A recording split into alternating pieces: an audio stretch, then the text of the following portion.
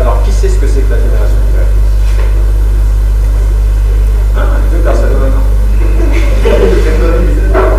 Plusieurs personnes. D'accord. Avant la génération Y, il y avait quelle génération? X. Et après la génération Y, il y a Z. Et après Z, il y a quoi? Et Z, après Z, personne ne naît encore, c'est fini. Non, mais laissez-vous dérouler, on va trouver d'autres numéros. En fait, Z plus. Ça va devenir les iota, les zeta,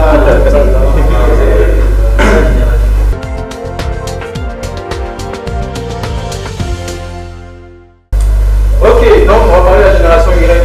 La génération Y, ou millennials, ça c'est en anglais, regroupe en Occident, l'ensemble des personnes nées entre 1980 et l'an 2000. Qui fait partie de la génération Y ici? Levez la main. Depuis 1980 jusqu'à l'an 2000. Levez bien la main, ça fait 1, 2, 3, 4, 5, 6, 7, 8, 9, 10, 11 personnes à peu près. Ceux qui font partie de la génération avant Y, qui sont nés en 1960, levez la main.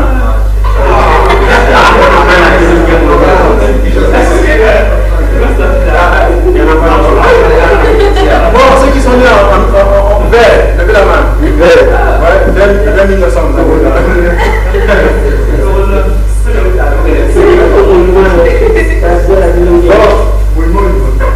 Donc, qui fait partie de la génération après Y, c'est-à-dire la génération Z? Levez la main.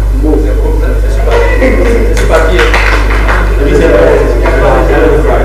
Alors, s'il vous plaît, perçu, génération Y, perçu comme ayant des caractéristiques sociologiques et comportementales propres, elle est une cible particulière dans le domaine du marketing.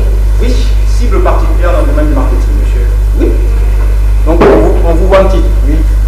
Je veux savoir si cette notion de génération Y, ça varie. Ça varie, c'est-à-dire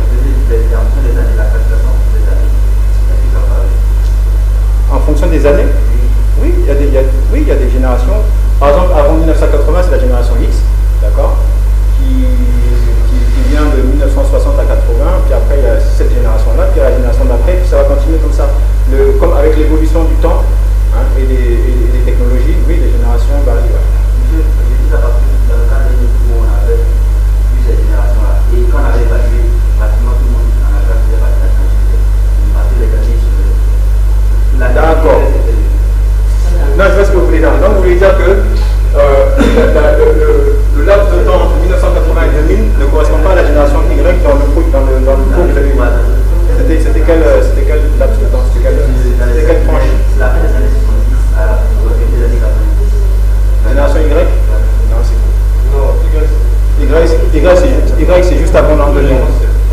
La génération c'était à partir de 15 ans. 15 ans. Non, en fait,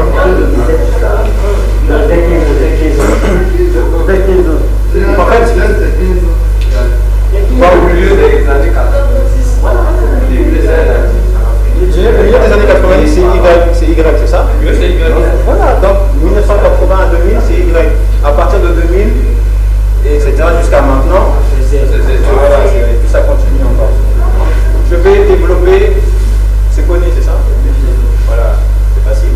Je vais développer, mais ce que j'ai mis en rouge, c'est ça qui est important. Laisser entre 5 et 10 ans de différence, les générations se suivent, d'accord? Mais ce qui est important, c'est le fait qu'on dise que vous êtes la cible du marketing. Hein? Voilà. Donc si vous êtes un bon marketeur, vous allez cibler vos camarades qui sont dans la génération Y. Bon, comme vous n'êtes pas censé être marketeur, je ne sais pas. Mais au cas où.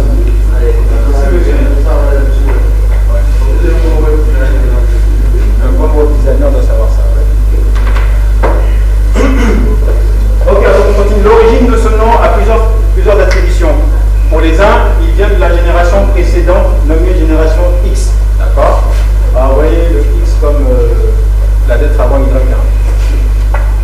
Pour d'autres, il pourrait venir de la phonétique anglaise de l'expression why, prononcée why, comme vous savez, signifiant pourquoi. D'autres termes équivalents existent dans les diminutifs Gen Y, Years, Digital Native ou encore Net Generation.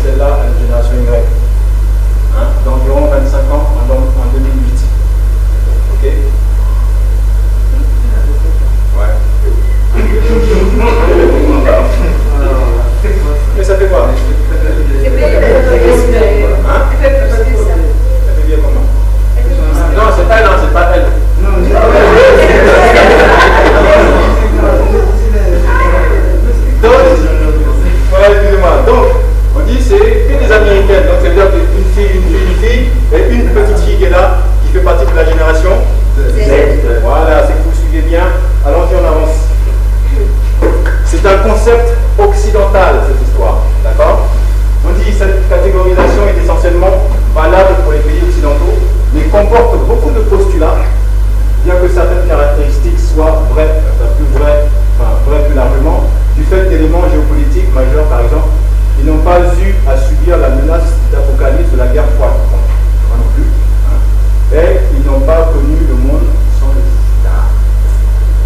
La génération Y n'a pas connu le monde sans le sida. Donc la génération X a connu le monde sans le sida. Vous voyez la différence? C'est plus sûr. Et d'accord, ils étaient à l'aise avant. Ok, on continue. Ils étaient suffisamment jeunes lors de l'introduction massive de l'informatique grand public et de l'électronique portable, genre téléphonie mobile, photo numérique, GPS, pour en avoir acquis une maîtrise intuitive qui dépasse généralement celle de leurs parents.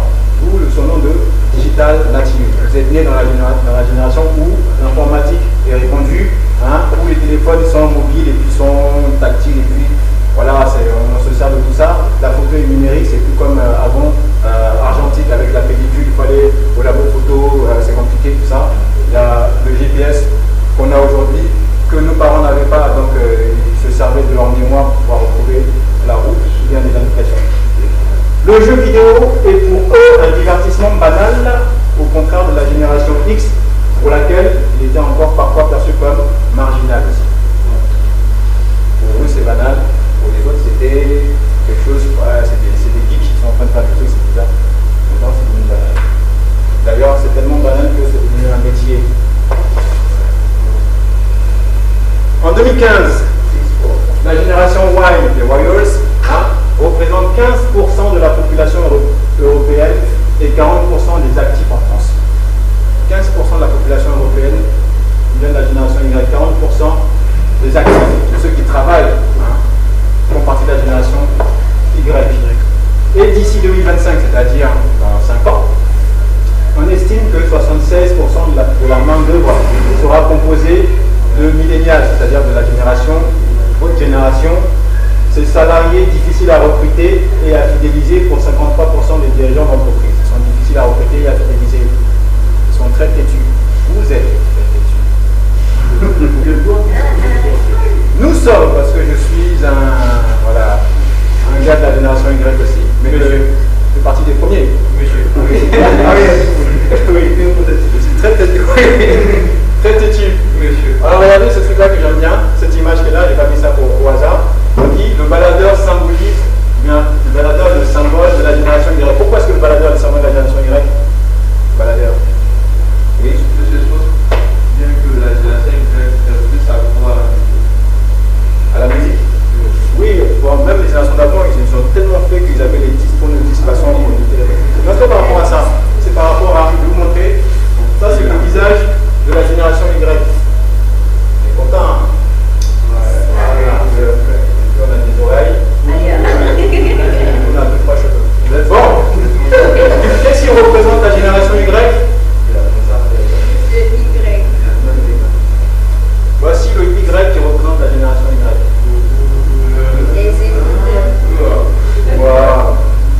C'est comme ça que les générations X jaloux nous nomment. Parce qu'après nos écouteurs, on nous dit.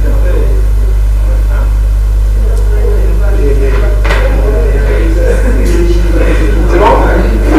Vous êtes content? Vous pouvez passer ça? Oui, c'est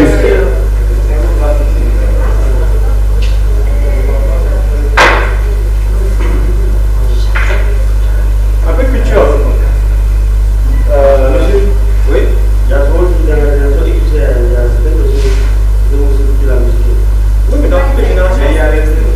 Oui, bon, non, toutes les générations, même maintenant, même c'est pire encore. Si. Avant, j'avais connu les vinyles. Voilà, ce que vous avez vu, non? C'est eux qui ont inventé ça, les X, là. Les cassettes. Voilà, les cassettes aussi. Bon, comme toute génération, son identité se construit autour des apports culturels reçus dès le plus jeune âge. Deux points. Cette génération a largement grandi devant la télévision et a vu l'arrivée en masse des séries d'animation japonaises Qui aime bien les séries d'animation japonaises? Levez la main. Voilà. Tiens, les filles aussi aiment ça. Donc, voilà.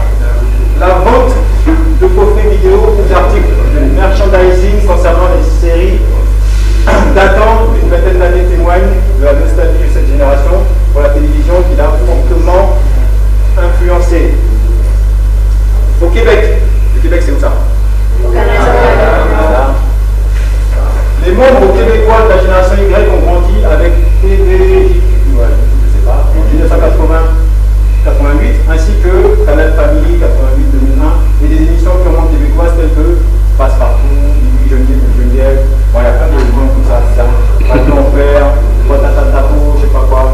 Voilà, c'est des émissions de télévision faites pour la génération Y et ça a bien marché parce qu'on est un grand consommateur de télévision en France et en Suisse. La génération Y française a grandi avec des références télévisuelles telles que Club Dorothée. Qui connaît Club Dorothée? Moi je connais. Les premières saisons de Pokémon, qui connaît Pokémon? Avec la Pokémania et les Minicums, sa cartoon, Canal+. Ça c'est la télévision. Les nouvelles technologies de l'information et de la communication, cette génération est considérée comme naturellement plus à l'aise que les précédentes avec les technologies d'information et Internet en particulier. Elle peut être associée à l'ensemble de technologies et applications que l'on nomme aujourd'hui le Web de 2.0. Vous voyez bien, non? Chacun a accès à des outils de création et de communication dont les générations précédentes ne pouvaient que rêver.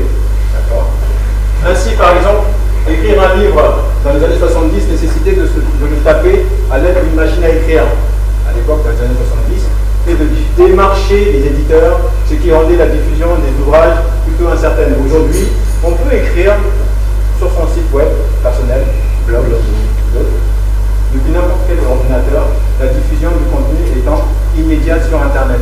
Plus besoin de se déplacer pour aller dire j'ai écrit un poème, j'ai écrit un recueil, est-ce que vous voulez acheter ça, m'aider à éditer ça? Maintenant on fait ça sur le net, on ne se déplace plus. Voilà. Les habitués des effets spéciaux. Ah, vous êtes habitués. Ah oui, vous aimez ça. On claque les yeux. La génération précédente a pu s'extasier devant les progrès constants réalisés par l'industrie audiovisuelle et ses effets spéciaux. Pour la génération Y, qui est née après que les films tels que Star Wars et des jeux pour d'autres plus récents comme The Matrix, qui a vu Matrix?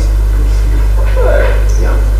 Ces progrès vont de soi, et plus rien ne peut être graphiquement étonnant dans la mesure où tout est possible d'un dinosaure à la destruction d'une planète. C'est-à-dire qu'on peut construire un dinosaure ou on peut détruire une planète grâce à la technologie, les effets spéciaux, tels que l'animation 3D, n'est-ce pas?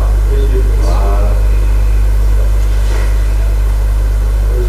Alors, pour les jeux vidéo, les dates admises pour la génération Y correspondent à l'arrivée des jeux vidéo dans les foyers des pays développés. C'est la première génération à en avoir profité dès le plus jeune âge.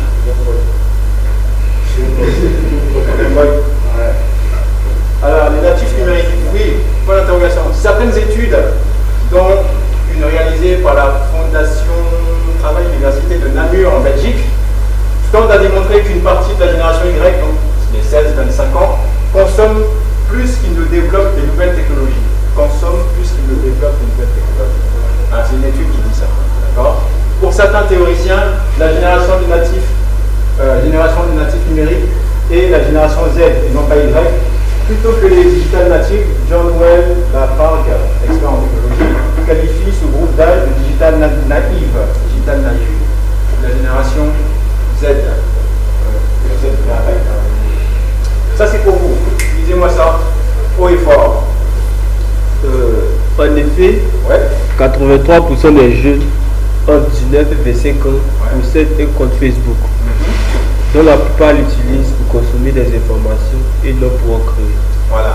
Je n'ai pas lu votre intonation, donc je vais demander à quelqu'un d'autre de relire, s'il vous plaît, avec un peu plus d'enthousiasme, s'il vous plaît. En effet, 83% des jeunes entre 19 et 25 ans possèdent un compte Facebook, dont la plupart l'utilisent pour consommer des informations et non pour créer. Voilà. Alors, il y a deux choses que je veux relever dans ça. Première des choses, qui d'entre vous a créé un compte Facebook ou a un compte Facebook? Levez la main, c'est pas un compte Facebook. Tout le monde, c'est ça? 100% d'entre vous avez un compte Facebook. C'est ça? Comment? Non, vous avez créé au moins une fois. Voilà. On parle bien de Facebook en parlant. Maintenant, on dit, la plupart qui ont des comptes Facebook l'utilisent pour consommer des informations et non pour en. Vous voyez la différence? Monsieur. La plupart d'entre vous consommez, vous ne créez pas. D'après une étude, hein. Voilà. Voici le schéma que j'aime bien, j'ai désigné ça pour que vous compreniez un peu ce que je pense de la génération Y avec les générations précédentes et suivantes. Alors, c'est approximatif, hein, d'accord? On va dire de 1960, de 1955 à 75, c'est la génération X, génération de vos parents. Ok? Maintenant, vers vous qui êtes là, de 80 ou 75 à 95 ou 2000, ça c'est pour vous, Y. D'accord?